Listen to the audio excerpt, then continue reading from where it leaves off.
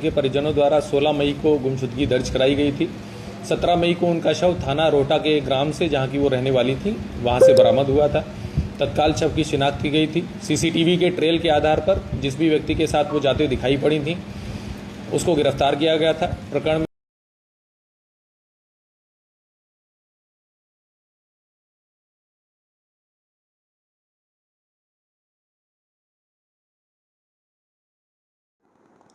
एक social media में video viral होता है जिसमें एक पुलिस अधिकारी गाड़ी के गेट खोल के एक आदमी को झापड़ ही झापड़ मारते नजर आ रहे हैं। दोस्तों नमस्कार, मैं उमेश गौतम, समग्र प्रदेश समाचार से। आज हम बताएंगे उस कहानी का पूरा सच और करेंगे बिंदुवार विश्लेषण, क्योंकि ये वीडियो चला और लोगों के दिल में बात आ जाती है कि पुलिस अधिकारी अनावश्यक रूप से इसे मार रहा है। और सोशल मीडिया में यह भी लिखा गया कि यह पुलिस अधिकारी पर कार्रवाई कब होगी और ज़्यादा से ज़्यादा वीडियो शेयर करें। लेकिन हम उसके बाद हमने उसकी पड़ताल करने की, जांच करने की शुरुआत की। जो तथ्य सामने आए, जो उस अधिकारी के बयान सामने आए, जो आंदोलन के वीडियो सामने आए, उन कड़ियों को जोड़ने के बाद ये पता चलता है कि यह घटना किसी भी एंगल पे पूरी तरह से गलत नहीं मानी जा सकती। अब आपको बताते हैं कि थाना भाटी एक लड़की के, आपको बता दें, क्षमा चाहेंगे दूसरा बोल गए थे, थाना टीपी नगर में एक महिला की गुमशुदगी की रिपोर्ट होती है, लेकिन वह महिला अपने एक परिचित के साथ चली जाती है। कुछ दिन बाद पुलिस ढूंढती है और उस महिला की हत्या हो जाती है। सीसीटीवी कैमरे खंगालने के बाद पुलिस ने यह पाया कि जो व्यक्ति के साथ वो गई थी, जो पूर्व में उसका परिचित था, उस व्यक्ति ने ही उसकी हत्या की और उसके साक्ष्य मिटाने में उसके परिवार के कुछ लोगों ने सहयोग किया। पुलिस ने उस व्यक्ति को पकड़कर जेल में डाल दिया और जिन्होंने साक्ष्य मिटाने का साथ दिया उनके ऊपर भी पुलिस ने मुकदमा कायम कर दिया। मतलब सच कहानी यहाँ से शुरू होती है। अब आप समझ लीजिए। अब आगे बताते हैं। इसके बाद कुछ अपराधी किस्म के तत्वों के द्वारा, जिनके ऊपर पहले से ही FIR 9-9, 10-10 FIR कायम, उन लोगों ने समाज को इकट्ठा करके कलेक्टर गेट के सामने आंदोलन शुरू कर दिया। आंदोलन शुरू होने के बाद कई घंटों तक चला और पुलिस प्रशासन और प्रशासन को समझाने का प्रयास करती रही। उनमें एक दो नाम है जो हम बताते हैं। एक भाटी था और एक जाटो था। इन लोगों के ऊपर तो जिला बदर की भी कार्रवाई लंबित है। रवि गौतम उर्फ रवि जाटो, जो SC समाज से आता है, ये पहले ही इसके ऊपर करीब 9 से 10 मुकदमे कायम हैं। यहाँ तक कि इस पर जिला बदर की कार्रवाई भी हो चुकी है। ऐसे कई लोग इकट्ठा होकर यहाँ तक कि नाबालिग बच्चों को जोड़कर आंदोलन कर रहे थे। और आंदोलन करने के बाद जब पुलिस प्रशासन, आप वीडियो में देखेंगे, ये खड़े होकर पुलिस से कैसे बात कर रहा है, पुलिस से गलत तरीके से, जबकि पुलिस बार बार अनाउंस करके उन्हें समझा रही थी। पर ये अभद्रतापूर्ण तरीके से आंदोलन शांतिपूर्ण तरीके से ना करके, जैसे इनकी फितरत है, और बीच बीच में जय भीम करने लगते थे। काफ़ी देर तक जब चला और रास्ता बाधित होने लगा, कार बाधित होने लगा, तो रोड जाम को खुलवाने के लिए पुलिस प्रशासन ने हल्का बल प्रयोग किया। हल्का बल प्रयोग करने के बाद इन लोगों ने अभद्रता शुरू की। पुलिस ने ऐसे अपराधी लोगों को बैठा लिया। इसके बाद सोशल मीडिया में ये वीडियो वायरल होने लगा। जबकि ये कहानी की सच्चाई तो यह है कि जिसके घर में घटना घटी थी वो पूरी तरह से संतुष्ट है और बयान भी दे रहा है।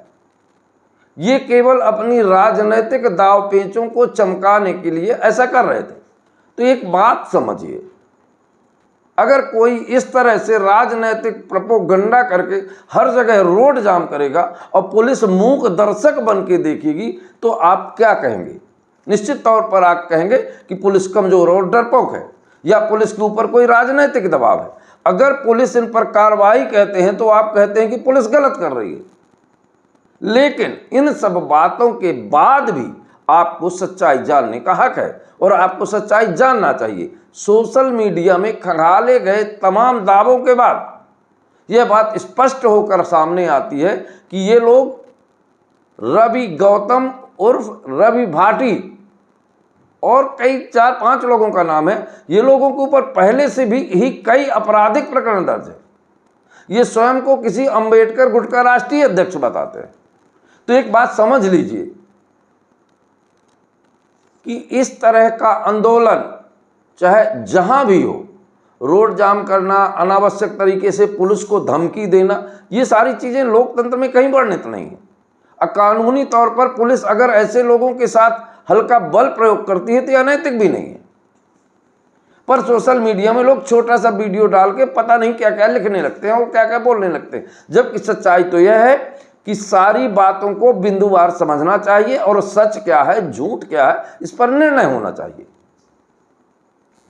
अब कुछ मेन बिंदुओं पर आते हैं जिस पर आपका ध्यान केंद्रित करना चाहेंगे।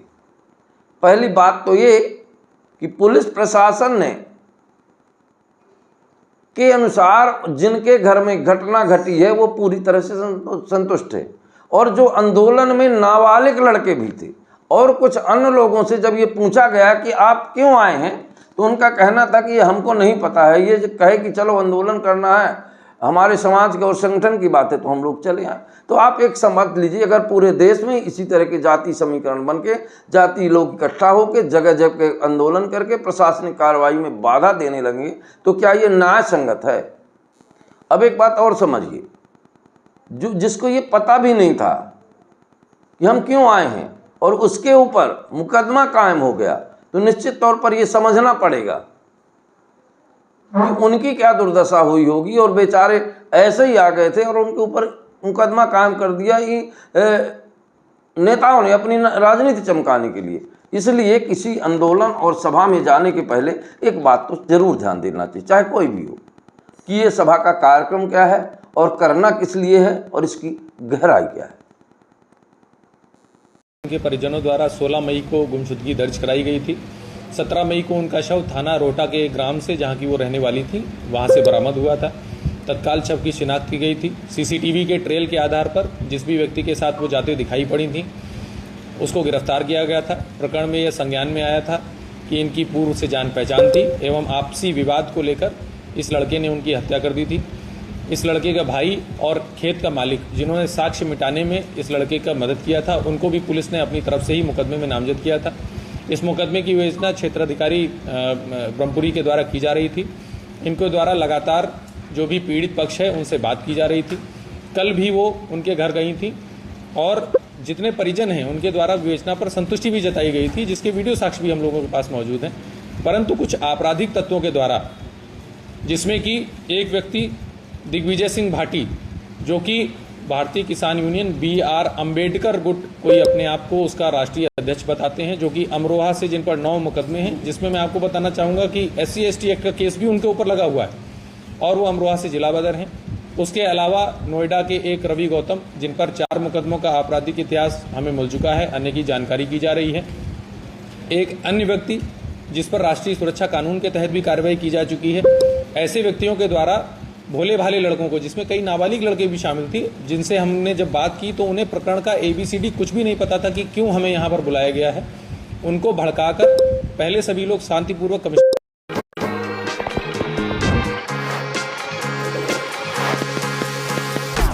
पार्क में बैठे हुए थे। सभी अधिकारियों द्वारा उनसे वार्ता की जा रही थी। उनसे ये भी कहा गया था कि जिसको भी ज्ञापन देना है या जो भी विवेचनात्मक बिंदु आप चाहते हैं वो हमें लिख के दे दीजिए। उस पर कुछ लोग राजी भी थे, लेकिन इन आपराधिक तत्वों के द्वारा उन्हें भड़काकर कलेक्ट्रेट के गेट के सामने रोड जाम की गई, जिससे आने जाने वाले लोगों का आवागमन बाधित हुआ। जितने अधिकारीगण हैं उनका आवागमन बाधित हुआ। इनसे लगातार वार्ता जारी रही, लेकिन बहुत लंबा समय निकल जाने के बाद में और सारी चेतावनी इन्हें दिए जाने के बाद में इनको आवश्यक न्यूनतम बल का प्रयोग कर वहां से हटाया गया है।